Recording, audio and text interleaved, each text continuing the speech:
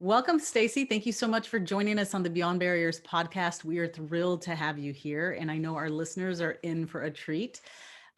So tell us a little bit about who is Stacey and your journey, and just a little bit about what you're doing today. Thank you. So I am Stacey Gordon, and I am the founder, the CEO, executive advisor, chief diversity strategist, with Rework Work. And my company got that name because of the work that we do, which is really all about looking at companies holistically and looking at the places that we need to rework, looking at recruiting and hiring and onboarding and, really their diversity, inclusion, Mm-hmm. equity strategies. And so we are in a place where we're spending a lot of time working with CEOs and their executive teams on reworking or creating in some places Right, and the co-creating, strategy right? around diversity, equity, and inclusion. So that really is where a lot of our focus is today. Fantastic. And so tell me a little bit about, how did you identify, or get clarity around your passion around, diversity, equity, and inclusion? Did you set out saying, this is what I want to do? Or was it something that you realized there was a gap and chose to pursue it? Tell us a little bit about that. How was that journey for you in identifying your passion? Yeah, the journey for me has been, the clarity came when I was working as a recruiter. So I started working as an external recruiter, and I did that because my goal was to work with, large companies. I was working with them in a number of other capacities, Mm-hmm. helping women to get hired. Mm-hmm. Like that was my role. I actually was the executive director for the National Association of Women in Women MBAs. Mm-hmm. And all the clients I was working with, I said, I would love to just work within your organization. And they all said, Stacey, you're so great at what you do. You'd be an excellent diversity recruiter, Mm-hmm. but we can't hire you as a diversity recruiter because we have so many other recruiters in our company, and we only have one diversity recruiter, and we can't hire an external person. We have to promote one of those individuals. So you'd have to start as a recruiter and then work your way into diversity recruiter. And I'm like, but you just told me I would make an excellent diversity recruiter at your job. So now you're telling me I actually have to do something else first before I can get the role. And then you're telling me that, oh, you can't hire me as a recruiter because I haven't had the official title of recruiter with another company prior. Mm-hmm. So actually, everything that you're telling me is complete BS. Right, exactly. Wow. So So I I will started. say, it's funny that, our worlds probably did cross paths because I used to be the head of diversity recruiting at Goldman Sachs internally, and we used to partner with the National Association for Women MBAs. I think they've changed their name now, but so They you, did. They changed it. They changed it back. yeah. But it makes sense in the sense of your passion of helping women, get into the workforce. Can you share a little bit about what you learned what do you feel like held women back outside of the systemic biases and the things that we know that like the bias that you find in the recruiting process, et cetera? But what do women do that sometimes they trip themselves up and hold themselves back that you wish you could share with our listeners? What a lot of what women, and I only want to say what women do. I think a lot of people in general do this. Mm-hmm. But I think women fall into the trap more often because we are socialized to not step up and take risks, to not, reach out and try something new. And so then we end up doubting ourselves, and we doubt just how good we are at what we do. And so I'll never forget. I tell the story all the time of a woman when I was recruiting, who I reached out to her because she was excellent at what she did, and I needed somebody who specifically had experience with a software, Mm-hmm. and she was the person in her role who was training everybody in her company how to use it. She was the go-to person for this software. So we get on the phone, I'm doing a quick phone screen, and I say, hey, let's call her Anne. I just said, rate yourself from 1 to 10 in your ability to use this software. I'm expecting her to say 10 and we'll move Right. on. Uh-huh. And she goes, maybe a 6. Really? And she's So I was teaching like, others. Yeah. right. So then I paused because I was like, wait, what? So because I was expecting 10 and we would just keep Mhm. going, right? Like, but Yeah. then my brain heard 6 and I was like, what? I don't understand. So she keeps talking, right? Talking about what she does. And I'm not listening to her. I'm Mhm. just hearing in my head 6. And then I'm thinking, did I misread her resume? Is this did I call the right person? Maybe it's not her. Maybe like Right. I'm going through all these things in my head. And then finally I pick up her resume, I look at it again, and I had to just tell her, I was like, Anne, stop talking. I said, could you back up a minute? I said, do you know how to use this software? She said, yes. I said, how long have you been using it? She goes, 10 years. I said, are you the go-to person in your company that teaches everybody else how to use it? And I Uh-huh. said, yes. I said, so you are the number one person who knows how to use the software, right? She said, yes. I said, so then why the hell, when I asked you to rate yourself from 1 to 10, would you give me a 6? And she goes, oh, did I do that? Oh, wow. Yes. Yes, we don't even know how we short sell ourselves or we second Yeah. guess and And we I told her in that moment, I said, okay, we're going to start over. I said, I'm going to act like I didn't hear the first part of what you told me. And we're just going to start again. And she was like, oh my goodness, thank you so much for telling me that. She goes, I can't believe I said that. She's like, why would I say that? I was like, I don't know. I said, I almost hung up on you. Wow, that's fantastic. And I'm so glad you shared that story because I think what will resonate is that, we do sometimes underestimate our value and we don't articulate our unique value proposition the way that we should. So that leads me to my next question in, the courage around taking risks or raising your hand or putting your name in the hat for the role that maybe when you look at the job description you only check 7 of the 10 things that they're asking for. And research has shown, and I'm sure you as a former recruiter and working with lots of um, underrepresented groups, we tend to opt out because we don't check the boxes like on all 10. But I've seen more than my share of colleagues, male colleagues to the right and the left of me who will say, oh yeah, I checked 4 or 5 of these, I'll figure out the rest, yeah, I'm going to go for the job, and then Right. they get it. And so can you tell me a little bit about how you've coached other people or what you tell individuals, like you said, as a recruiter, how do they move forward and take that risk and take a role that maybe is stretch for them and get the job and land the job? Yeah. So I think the number one thing I tell them is don't tell yourself no before somebody else has, Mhm, right? Like give them the opportunity to say no, but don't discount yourself. mhm, And we do that far too often.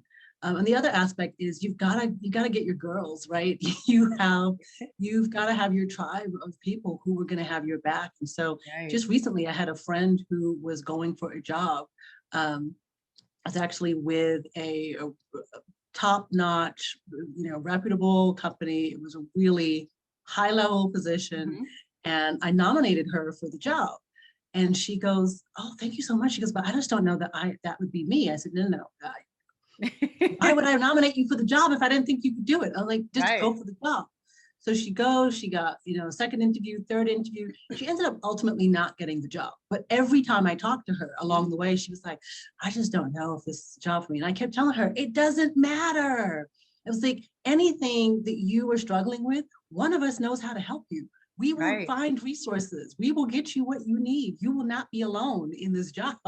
Mhm. So I was like, stop second guessing yourself and just go get the damn job. So, the advice is have your tribe of people who are going to be there, who will help you with the answer. You might not have the answer, but Mhm. somebody else will. And Yeah. somebody else will, if they don't have it, they'll go get it for you, right? There's always Yeah. somebody that's going to be willing to help.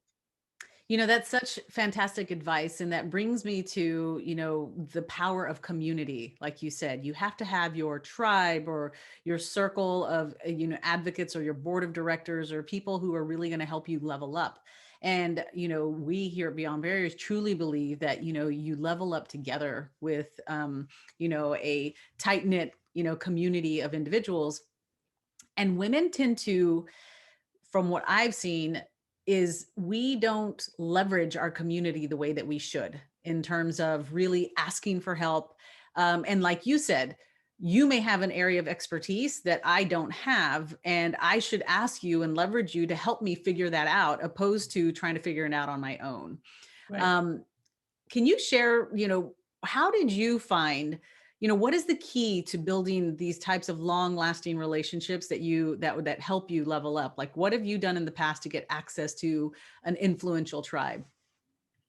I think part of it is building that community that comes from like professional associations and networks, right? Mhm. It usually starts there.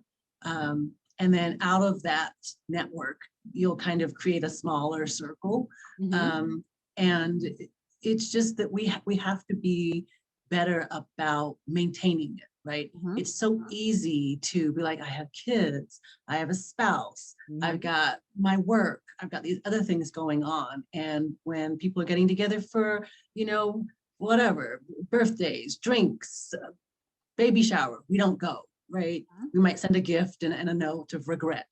Um, and we have to be better about building that community. We don't have to be chained to our homes. We get to leave Mhm. and go and create those relationships because, when the guys want to go drink beer or play golf or whatever it is that they do, right? They don't stop to think, well, my daughter has a project that's due tomorrow. I should probably stay home and help her with Right. it. Right? Yes, And exactly. so we have to stop. I have 3 daughters, and so I am guilt ridden all the time. Mm. But I have made a concerted effort to go anyway, right? To Mhm. leave. And I've also realized that in my absence, they learn to figure it out on their own as well. And I'm Mm. empowering my girls to stop waiting for me to help them with everything. Right. So that's also part of it is that you've got to maintain those friendships and those connections because doing that is what will help to grow it because we'll always connect you with somebody else, right? Mhm. You might start with 2 connections, but then Right. um, and there'll be another person. And I'll also add just, I was really deliberate about growing my network. The way that I did it was I used to do a brunch every March for Oh, for wow. Women's History Month, Uh-huh. and I would just invite all the really cool women that I knew, Uh-huh.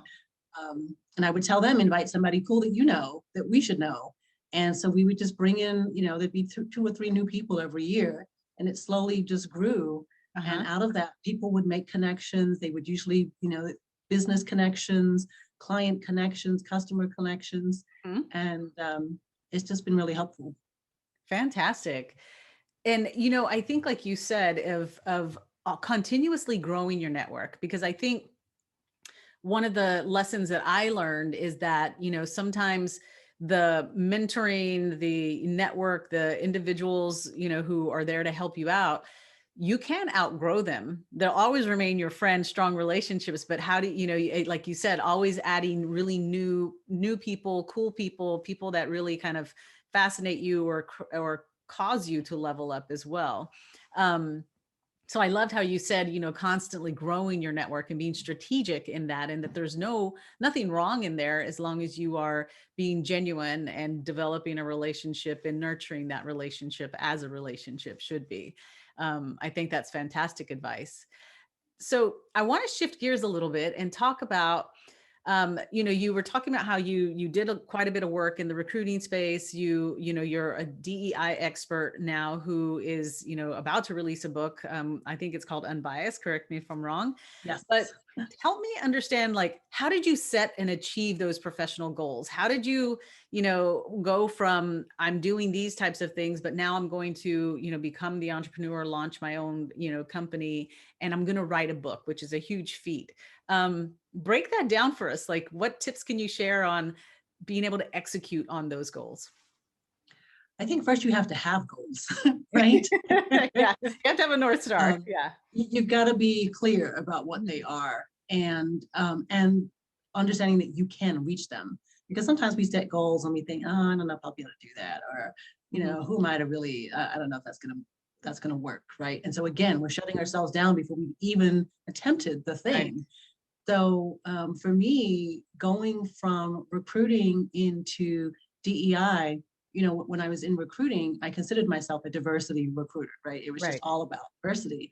But what I realized was, and the reason I actually got out of recruiting was because the clients just, I couldn't stomach being part of that cycle where I was perpetuating the bad practices and procedures and the barriers that were put in place. Right. And I was like, somebody has to dismantle the barriers. Right. So, and I was like, I can't do that as a recruiter.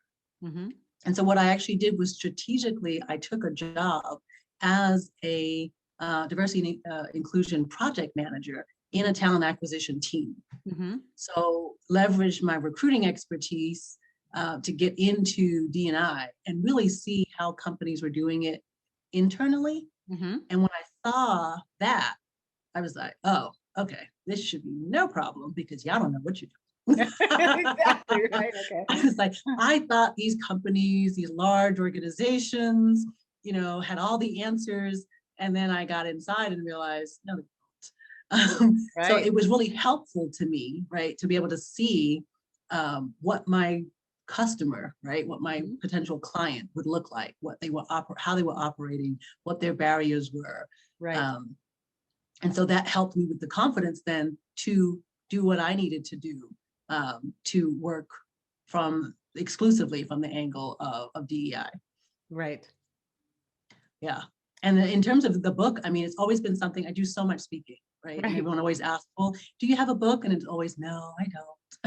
And so it took years. I'm a very much an efficient person and I don't like to do things unnecessarily. And I was like, I am not writing a stitch of this book until I have a publisher.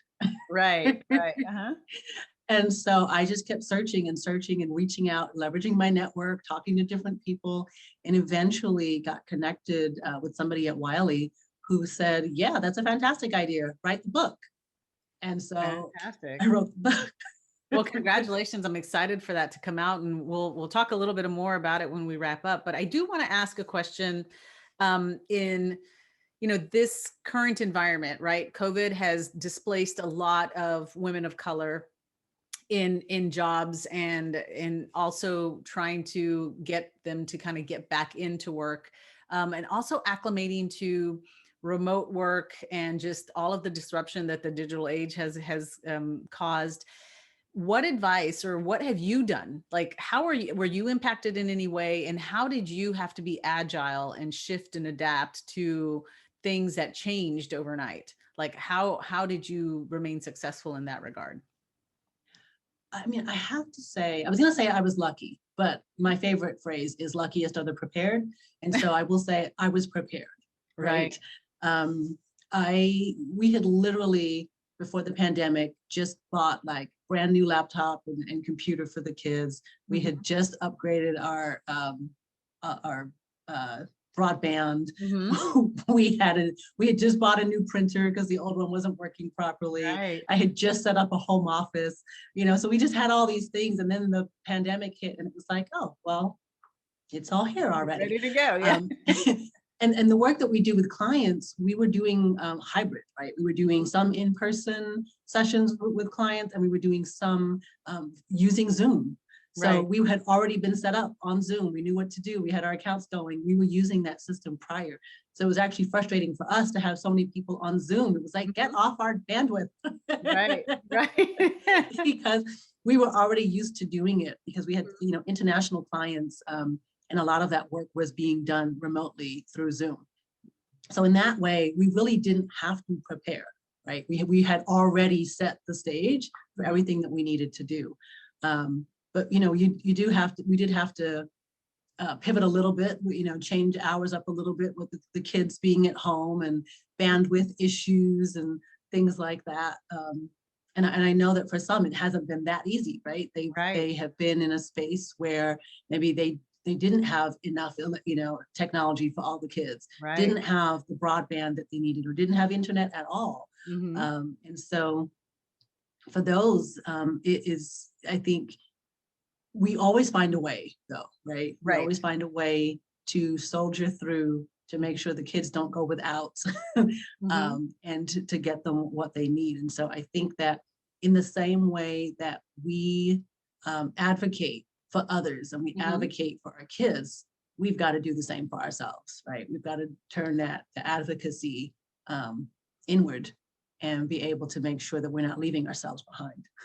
I love that. I love what you said in terms of the whole self-advocacy, because I truly believe, and with the clients that I work with young women who are kind of moving up in their career, also teaching them, and you can probably give some insight on this because, like you said, you went into the belly of the organization to understand what were some of the systemic biases, all of these types of things, the unconscious bias that you see playing out in various different processes, be it promotion, be it hiring, all of those types of things.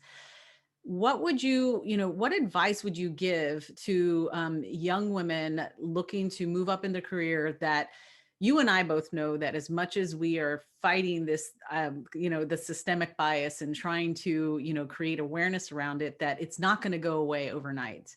How do what's the advice that you give that to help people not fall victim to those systemic biases and learn how to navigate around them, over them, through them? What word of advice would you give them in terms of, when you start feeling that burnout, like what keeps you going? Yeah, I think, at first, I interpreted your question a different way. So I'm going to answer it two ways, Yeah. because I think part of that is don't take the first no, right? And Yes. ask for receipts. I love that. Yes. When somebody says, no, I don't think you're ready for XYZ role, or no, I don't think you're ready for this role because it involves travel. You need to get a why, right? Like, I need a reason. I need a concrete answer for this, right? When somebody says, you didn't get the promotion, I need concrete answers. I need, what is my feedback? I don't want to hear, you'll get it next time. No, okay, well, what stopped me from getting it this time? Yes. I need to know so that I have tangible things that I can go back and work on. If I don't have tangible from you, then you probably don't have a real reason. Right. And so you have to keep pushing and make people tell you why you're not getting the thing that you very well know that you deserve to get. That is fantastic. I love that. Get receipts. The receipts are the why. Yeah, people, because it's so easy for people to say, well, you just weren't the right fit this time. What does that mean? Exactly. Yes. I hate that word. You're not the right fit. Hey, say, get clear. Give me actionable feedback, right? And you can say that. I need actionable feedback. Thank you very much. Can you give me something that I can actually go work on, so that when I show you that I have made progress in this thing that is actionable, I'm then going to get the thing that you tell me I can't have today, but that I'll get tomorrow. I love that. So I think that is just, I realize that that's part of it, is we don't get the feedback that is needed, because sometimes you're not ready. Right. But you're not told what makes you ready. And so what are you supposed to work on? And how are you supposed to improve? And how are you supposed to be ready the next time? Exactly. Or the other words I hate is that, just keep doing what you're doing. You're on the right track. It's like, okay, but right. What does that mean? My wheels here. Right. What track? Which track am I on? Yes. Yes. And what does that look like? And where does this track lead to? Because right now it looks like this track is going nowhere. Exactly. Right. It's like an eternal track I'm on. It's like a hamster wheel. I love that. Yeah. And I think in terms of burnout, even the word burnout always drives me nuts too, because it's like, we all have to work, right? Yes. There's all things that we have to work towards. I think you get burnt out when you are working towards something that you don't think you can achieve, right? I think of like wheels spinning, right, on a car, and the tires. Yeah. And so why are you working towards something you don't think you can achieve? If you don't think you can achieve it, it's either because you actually can't achieve it, or because you think you can't achieve it. So one of those two things has to change, right? Right. If you don't think you can achieve it, why is that? Change your mindset and then go get the thing you want.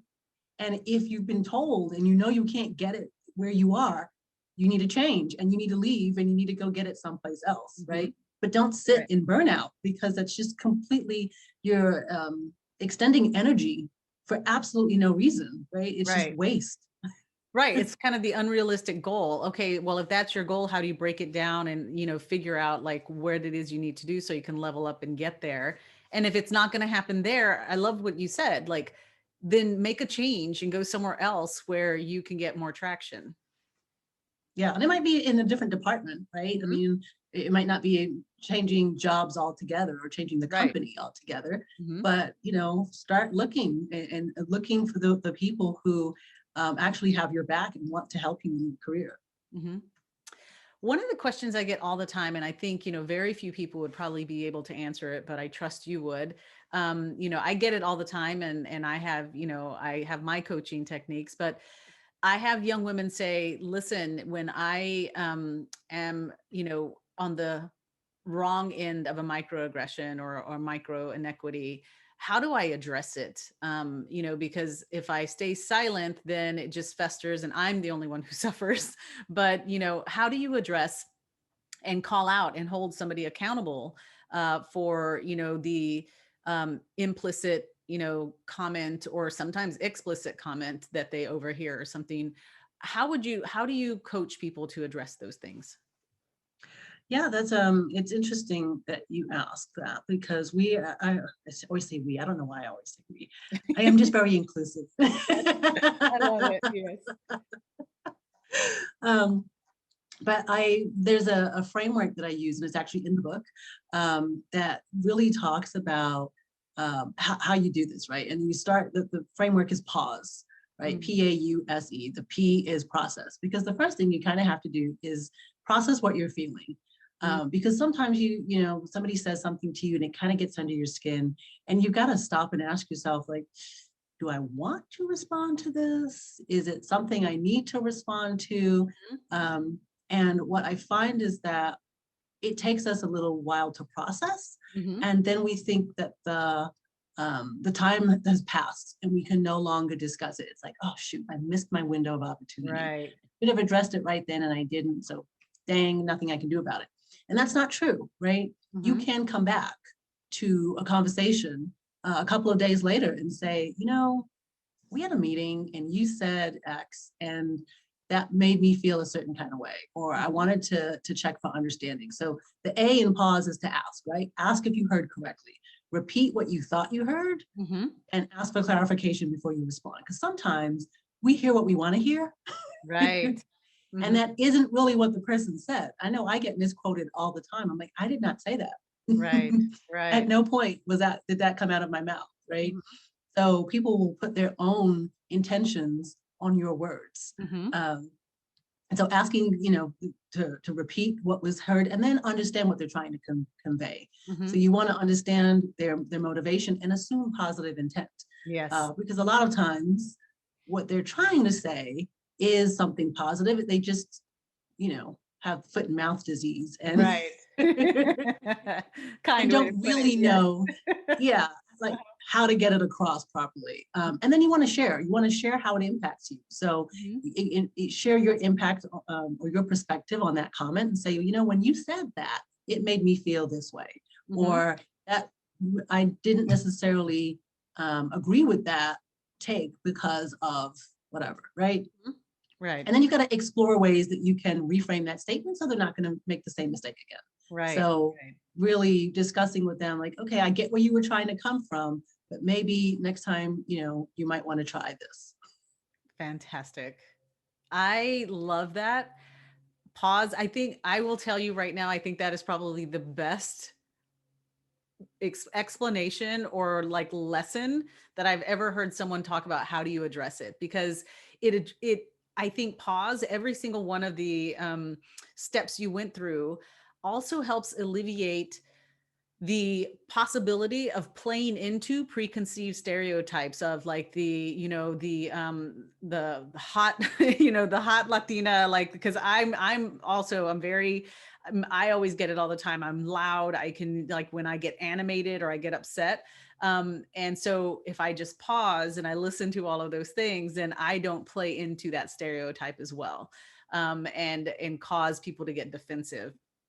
And just the word, the acronym itself, pause, causes you to pause and then go through that whole process. So I think that is fantastic, Stacey. And I'm telling you right now, I'm going to borrow that and I will certainly give you credit for it. But I think that is the best example of how to. Well, it's in the book. So awesome. Awesome. Yes. Well, I will be a huge proponent of telling people read the book, but I'm going to tell you the pause, the pause story, because Stacey, you've kind of framed it. The framework is just phenomenal. Thank you for sharing that. And that's my new answer. Anytime I get that is going to be my new answer, is your framework. I think it's fantastic. So that said, your book is coming out.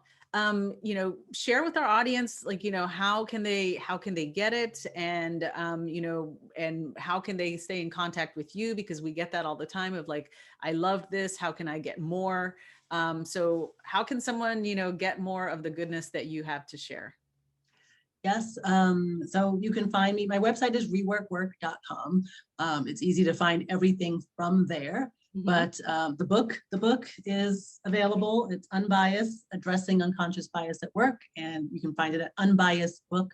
It's a shortcut, but it still takes you to the Rework Work website.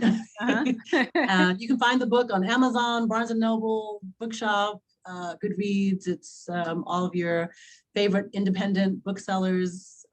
It is on all the shelves. So that's great. And if you buy it on Amazon, I believe it's shipping, like everyone who has pre-ordered, they've already got it. So that's great.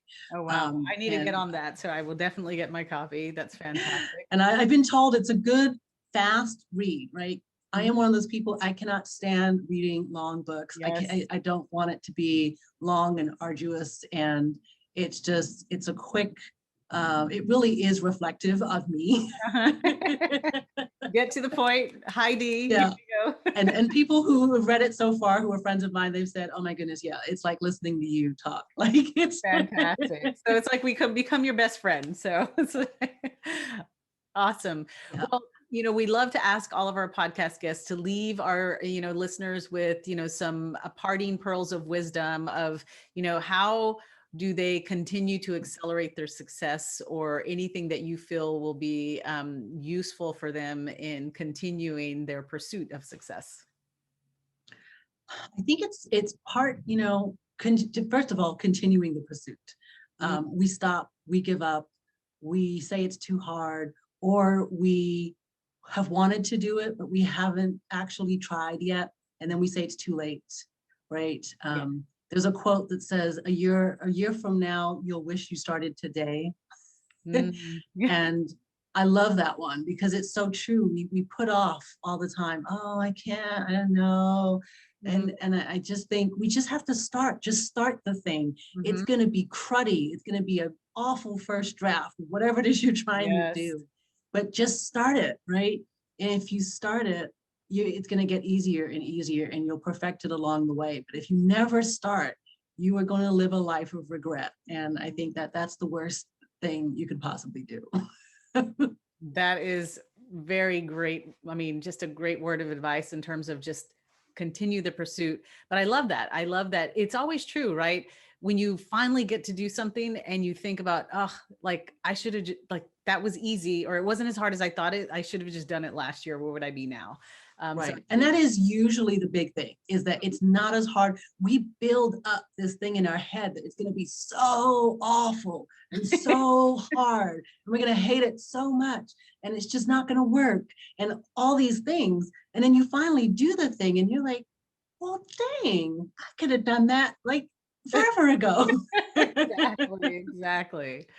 Well, Stacey, thank you so much for your time. I know that you are super busy, especially with your book launch in the next couple of days. So I appreciate you taking the time and sharing your pearls of wisdom and your insight and your, just your very tangible advice with our listeners. And I look forward to reading your book and staying in touch. Thanks so much. Thank you. Thank you. This was a great conversation.